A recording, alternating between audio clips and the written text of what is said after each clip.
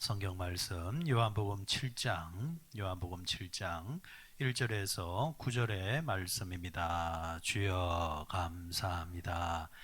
요한복음 7장 1절에서 9절까지의 말씀 우리 같이 한 목소리를 읽습니다. 시작. 그 후에 예수께서 갈릴리에서 다니시고 유대에서 다니려 아니함은 유대인들이 죽이려 함이러라.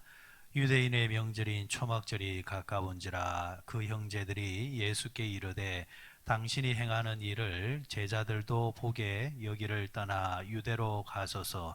스스로 나타나기를 구하면서 묻혀서 일하는 사람이 없나니 이 일을 행하려 하거든 자신을 세상에 나타내소서 하니, 이는 그 형제들까지도 예수를 믿지 아니함이러라.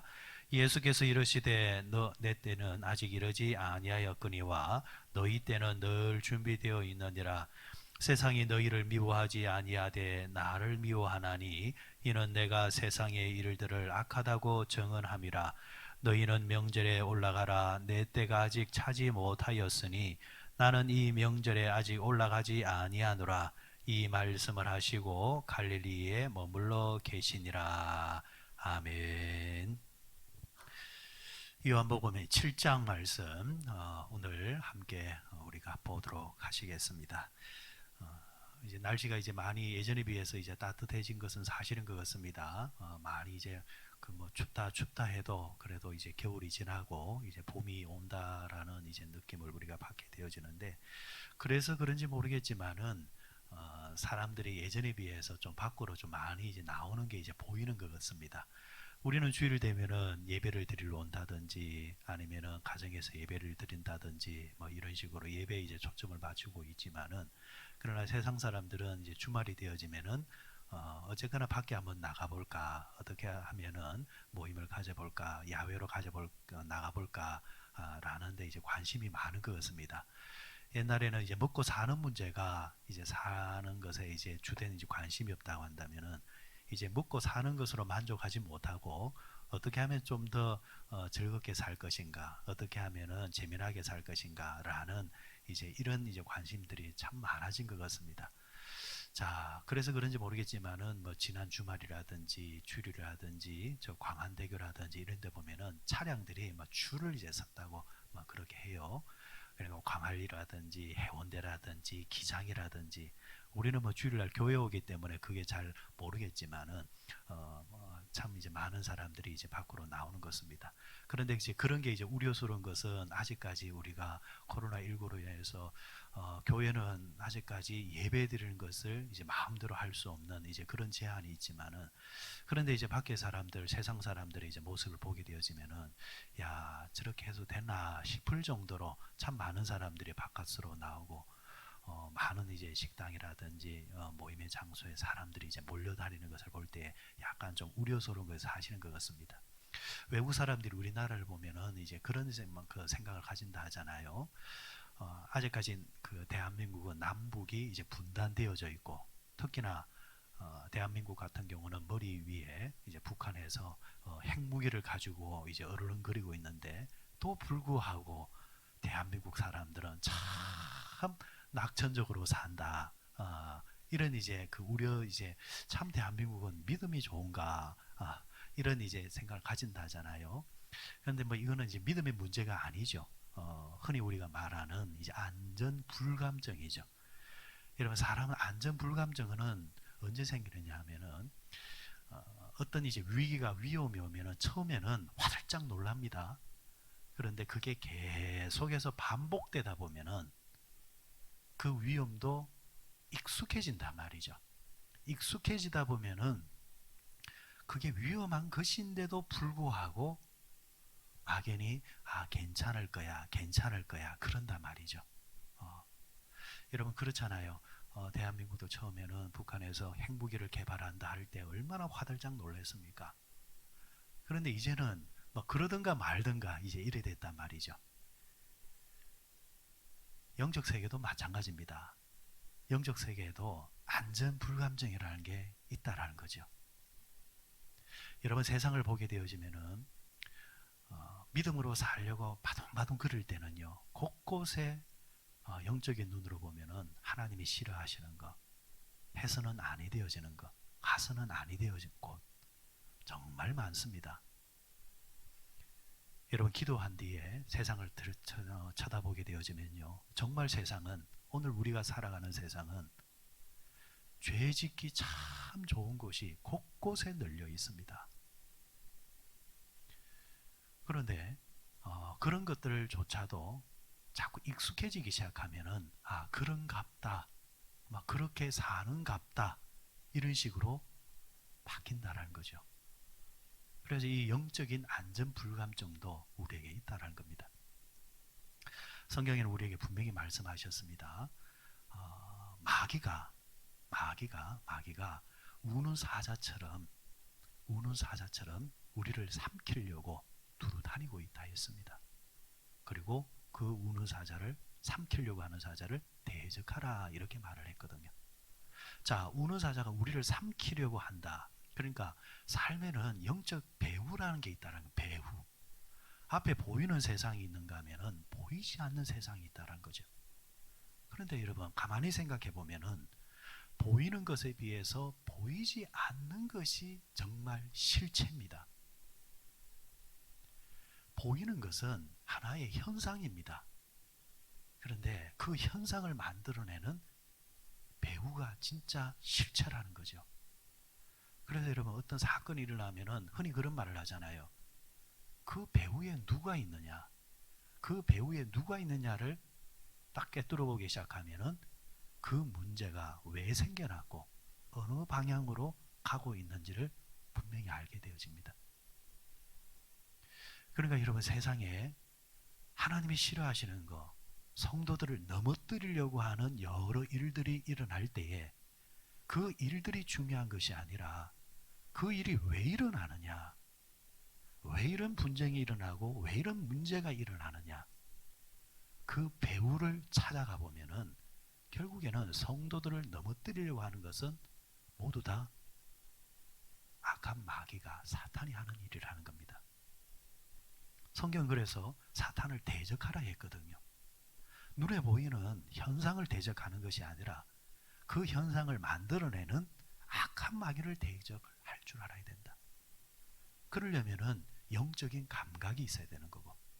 그래서 오늘 저는 이 말씀, 오늘 우리가 읽었던 이 말씀의 주제를 예수님의 모습을 보면서 영적인 지혜를 가져라 라는 쪽에 제목을 붙이고 싶습니다.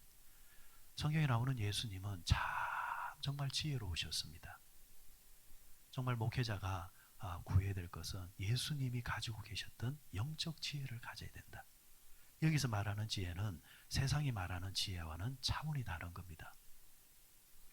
예수님이 가졌던 지혜가 세상적인 지혜, 그런 측면에서 월등히 나았다는 것이 아니라 수준이 다르고 결이 전혀 다른 지혜를 말하는 겁니다. 영적인 대적을 할 수 있으려고 한다면은 예수님이 가지셨던 이 하늘의 지혜, 이 지혜를 가져야만 쓸데없는 분쟁과 쓸데없는 싸움에 빠져서 힘을 낭비하거나 아니면은 거기에 탈진해서 정작 해야 될 일에 하지 못하는 어리석은 짓을 하지 않게 된다는 겁니다.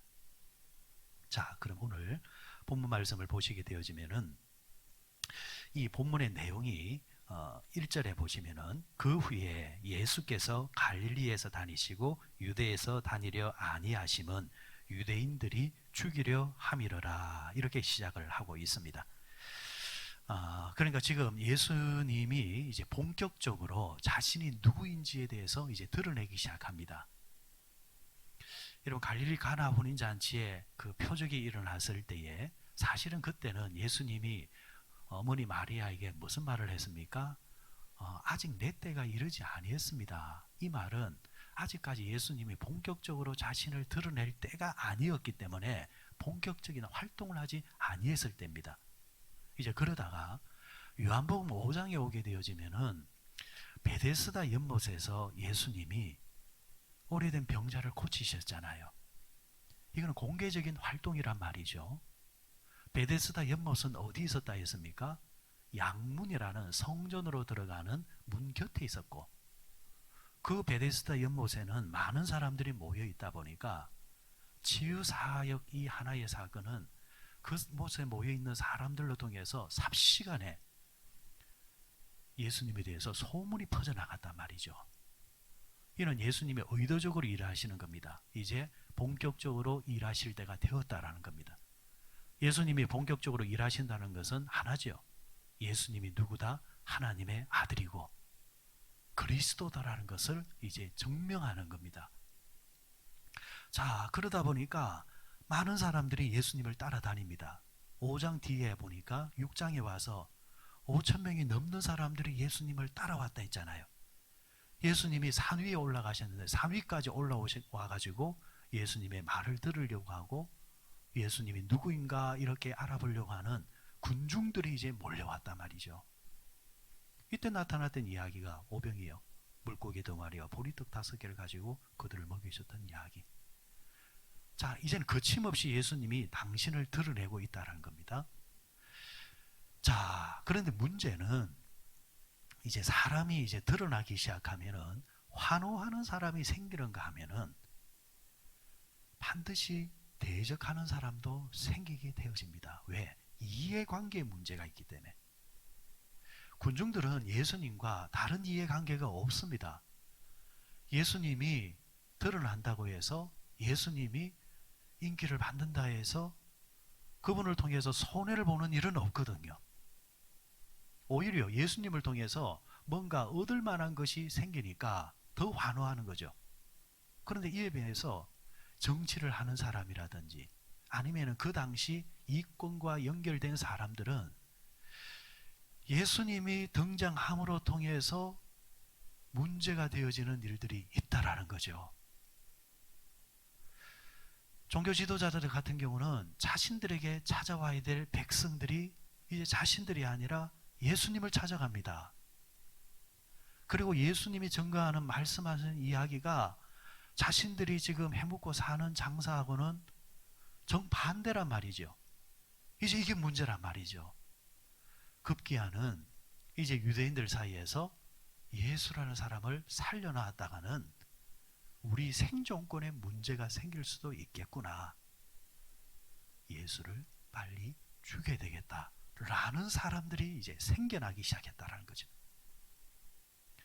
예수님이 본격적으로 활동하시면서 이제 생겨난 이제 문제가 되어지는 겁니다. 자, 그러면 여러분, 이럴 때에 예수님 입장에서 가장 힘이 되는 사람이 누굴까요? 여러분, 우리가 살아가면서 삶의 위기, 누군가가 나를 죽이려 하고 누군가가 나를 자꾸 몰아세울 때에 내게 가장 힘이 되어주기를 원하고 또 힘이 되는 사람이 누굴까요? 여러분, 누구라고 생각하세요? 결국은 가족이거든요. 여러분, 뭐니 해도 결국은 가족이 내 힘이 되는 겁니다. 그렇죠? 미우나 고우나 내 옆에 있는 사람, 나와 함께하는 가족들, 자식들이 이제 결정적인 순간이 되어지면 힘이 됩니다. 그리고 또 맞는 것이 아웅다웅 하다가도 그죠? 내 가족이 누군가에게 욕을 듣는다 이러면은 딱 가족은 결집을 합니다. 이게 사람의 본성이에요. 같은 이제 성향의 사람도 싸우잖아요. 그런데 문제가 생겨 싸운다면은 같은 성향의 사람들은 결집을 해버립니다. 이게 정치인들이 이용하는 전형적인 방법입니다. 자, 어쨌거나 예수님께서 자, 누군가가 이제 자기를 죽이려 한다. 그러면은 가족들이 자신에게 힘이 되어지기를 원하는 마음 가지고 있을 겁니다. 이제 그때 등장하는 사람이 누구냐니까 예수님의 형제들, 동생들입니다. 예수님에게는 육신의 동생들이 있었습니다. 예수님은 마리아를 통해서 이제 성령으로 태어나셨지만 그 뒤에 요셉과 마리아는 이제 육신의 사람으로서 이제 자녀들을 이제 출생을 합니다. 그때 이제 출생하는 사람이 우리가 잘 아는 야고보라는 사람, 그리고 유다라는 사람. 여기서 말하는 유다는 가룟 유다를 말하는 것이 아니고 예수님의 동생도 유다라는 사람이 있었습니다. 그리고 시몬이라는 사람. 자, 이렇게 한 4명 정도가 예수님의 동생이었는데 이 동생들이 예수님에 대해서 어떻게 대하는가? 자, 2절을 한번 보십시오. 2절에 뭐라고 있느냐? 3절이네요. 그 형제들이라는 말이 예수님의 친동생들을 말하는 겁니다. 그 동생들이 예수께 이르되 당신이 행하는 일을 제자들도 보게 여기를 떠나 유대로 가소서 스스로 나타나기를 구하면서 묻혀서 일하는 사람이 없나니 이 일을 행하려 하거든 자신을 세상에 나타내소서 하니 이는 그 형제들까지도 예수를 믿지 아니함이러라. 이렇게 이제 말을 하고 있습니다. 자, 그러니까 지금 이 말이 무슨 말이냐면은 예수님의 동생 야고보라든지 유다라든지 요셉이라든지 시몬이라든지 이 사형제가 지금 예수님을 안 믿는 거예요. 그러면서 비아냥거리면서 빗대서 하는 말이 어떻게 보면 듣기는 참 좋은 말 같지만은 참 이제 비아냥거리는 말입니다. 형님이 진짜 하나님의 아들이거든. 진짜 당신이 말하는 것처럼 그리스도라고 한다면은 여기 있지 마시고 지금 사람들이 많이 모여 있는 유대로 가십시오. 이 유대의 말은 오늘로 말하면 서울이죠.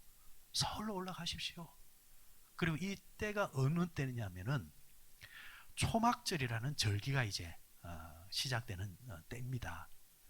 그러면은 이스라엘 사람들은 남정네들은 이 절기를 지키러 그 서울로 유대로 예루살렘으로 확 모인단 말이죠. 그러니까 당신을 증거하기에 이때처럼 좋을 때가 어디 있습니까? 그러니까 형님 여기 있지 마시고 한번 가보십시오. 우리한테 자꾸 이야기하지 마시고 사람들 앞에서 당당하게 한번 해보십시오. 지금 이렇게 하는 거예요. 중요한 것은 예수님을 인정하고 믿는 믿음에서 말하는 것이라면 모르겠지만 지금은 비아냥거리는 거거든요. 형님은 그럴 자신도 없지 않습니까? 이곳에서 천구석에서 그렇게 이야기할 것이 아니라 당당하게 사람들 앞에서 수준 높고 잘난 사람들 앞에서 한번 이야기해 보십시오. 그러면은 우리가 한번 믿어볼란가 이런 식으로 지금 말을 하는 겁니다. 예수님 입장에서는 참 얼마나 서글펐겠습니까? 그죠? 하나님의 아들로서 이제 사역을 시작할 때에 당신을 믿으려고 하는 사람도 등장하지만은 대적하는 사람도 등장하게 되어지고 가장 가까이에서 예수님을 도와야 되는 자들조차도 예수님을 무시하는 경우가 생깁니다. 여러분 이럴 때 우리가 어떻게 해야 되느냐라는 거죠. 우리도 이렇게 살아가는 동안 예수님처럼 이런 곤란한 경우에 처할 때도 있고 서글픈 경우에 처할 때도 있습니다. 있어요. 말씀을 준비하면서 가만히 생각해 보니까 목회적인 측면에서도 이 말은 참 중요한 말씀이다.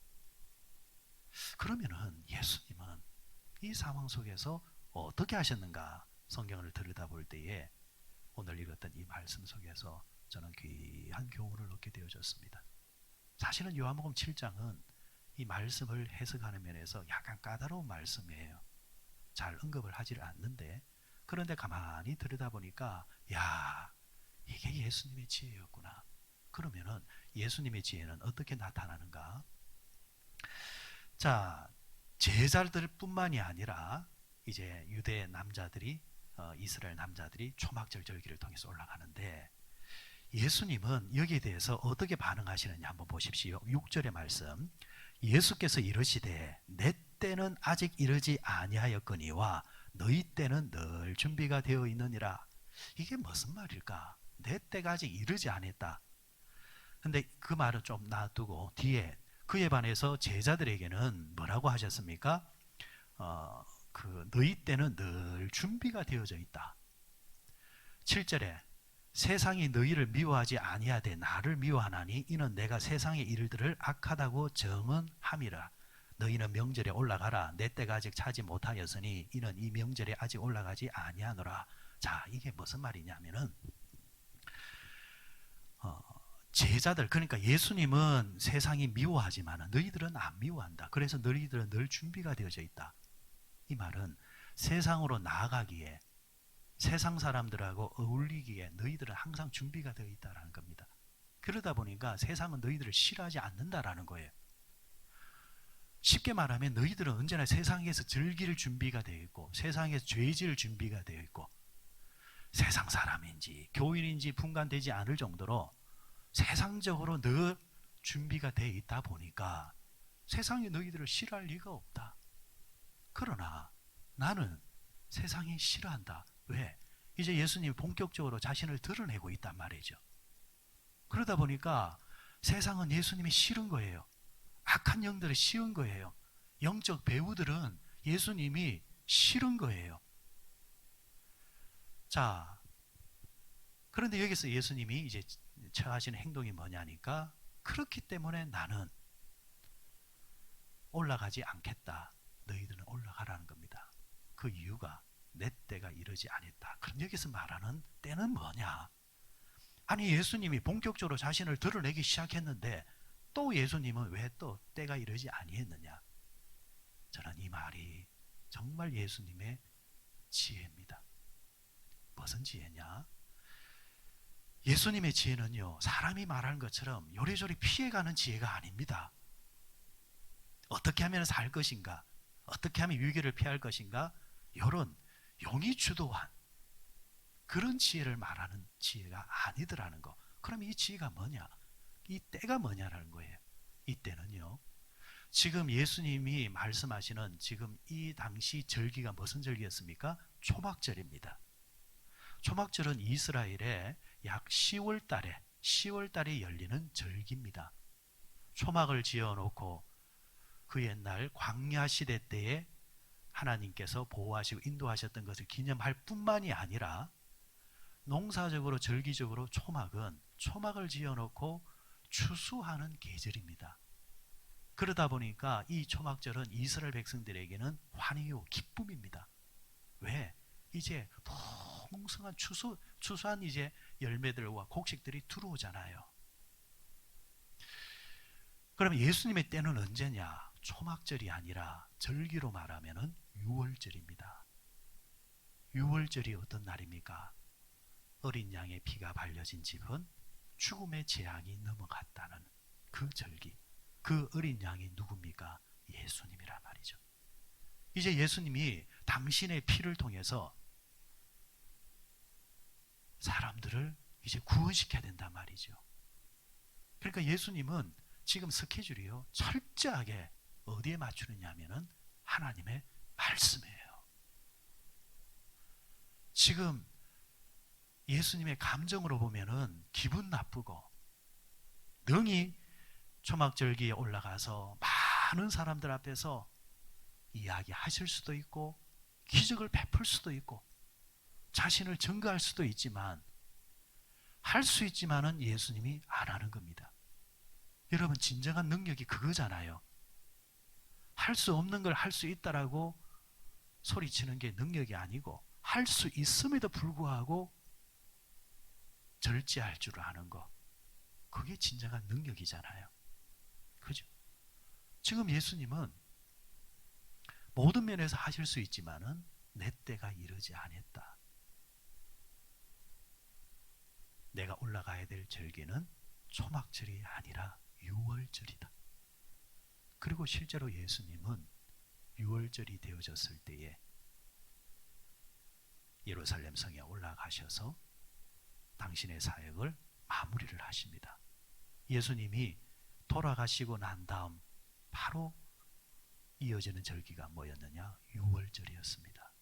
그러니까 예수님이 내 때가 이르지 않았다는 말은 바로 그 절기적인 말씀, 하나님께서 주신 사명을 주신 그 절기의 그 사명까지 끝까지 지켜내는 그 지혜를 말하는 겁니다. 그럼 예수님의 지혜는 한마디로 말하면 어떤 지혜입니까? 어떤 상황 속에서도 이것이 하나님의 영광이 되느냐, 하나님이 기뻐하실 일이냐 안 기뻐하실 일이냐, 이게 하나님의 말씀에 맞느냐 안 맞느냐 라는 것을 생각할 줄 알고 그걸 이루기 위해서 모든 것을 행동할 줄 아는 것, 그게 예수님의 지혜였습니다. 그 지혜가 하나님의 사역을 성취하셨고 이 땅에 있는 우리를 다 살려내는 능력이 되었다는 겁니다. 그러면 우리는 이 지혜를 구해내겠죠. 여러분, 가정 당장 돌아가는 가정에서 가족끼리도 여러분 분쟁이 생길 수 있습니다. 부부끼리 아니면 부모 자식끼리. 그럴 때 여러분 지혜가 있으셔야 됩니다. 이 분쟁을 통해서 누가 기쁘고 즐거워할 것인가? 이 분쟁을 통해서 누가 쾌재를 부르고 있을까? 영적 배우로 보면은 그 가정을 무너뜨리려고 하는 악한 영이란 말이죠. 그러면은 왜 마귀에게 좋은 일을 우리가 하느냐라는 거죠. 사람이 순간적으로 감정이 욱 올라오거나 내가 무시당했다라고 할 때에 거기서 올라오는 감정들 있을 수 있습니다. 그러나 그 감정조차도 하나님의 영광과 하나님의 말씀에 비추었을 때에 제어할 수 있는 지혜가 있을 때에 그 가정이 복된 가정이 되는 겁니다. 교회 생활도 여러분 이 지혜가 있어야 됩니다.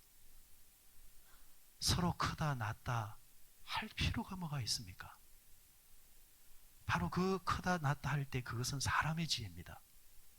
어쨌거나 내가 저 사람보다 나아 보여야지. 어쨌거나 저 사람보다 내가 대접을 받아야지. 내가 누군데? 이 감정이 올라오는 순간 벌써 그 사람은 그 영적 배우를 들여다보면은 성령이 움직이는 게 아니라는 거죠. 그럴 때 우리의 감각은 이내 예수님의 지혜로 찾아가야 됩니다. 예수님이 말씀하신 것, 나의 나된 것은 내가 잘난 것이 아니고 하나님의 은혜라 했는데 왜 내가 나를 드러내려고 하지? 하나님의 은혜를 구하는 것. 그럴 때 그 사람은 그 지혜로 통해서 더 신앙을 돈독하게 만들어가는 겁니다. 여러분, 오늘 이 예수님의 지혜, 이 지혜를 가지고 자신을 지켜낼 뿐만이 아니라 하나님의 말씀까지 지켜냄으로 통해서 결국은 끝내 예수님은 하나님의 사명을 완수하셨습니다. 오늘 이 아침에 기도하실 때에 하나님, 예수님의 지혜가 내게 가득 임하게 해주옵소서. 그 예수님의 지혜는 자신뿐만이 아니라 하나님과 내 주변까지 다 살리는 지혜인데 알량한 내 자존심과 감정 거기에 욱해가지고 나를 드러낸다고 오히려 마귀 좋은 일 시켜버리는 어리석은 자 되지 않게 하시고 그때마다 하늘의 지혜를 가지고 잘 이겨내게 하여 주시고 그리고 결정적인 순간 정말 이게 하나님의 뜻이고 하나님의 일이라는 것이 확인되어질 때는 그 지혜는요 물물 가리지 않는 지혜였습니다. 이게 중요한 거예요. 그럴 때 여러분 이게 목숨 걸 일인지 내 인생을 걸 일인지 딱 파악이 되어지면은 아낌없이 자신의 모든 것을 던지면서까지 달려갈 수 있는 그 열심, 예수님의 지혜였습니다. 오늘도 그 지혜가 오늘 우리 모두에 임하시기를 주의 이름으로 축원드립니다.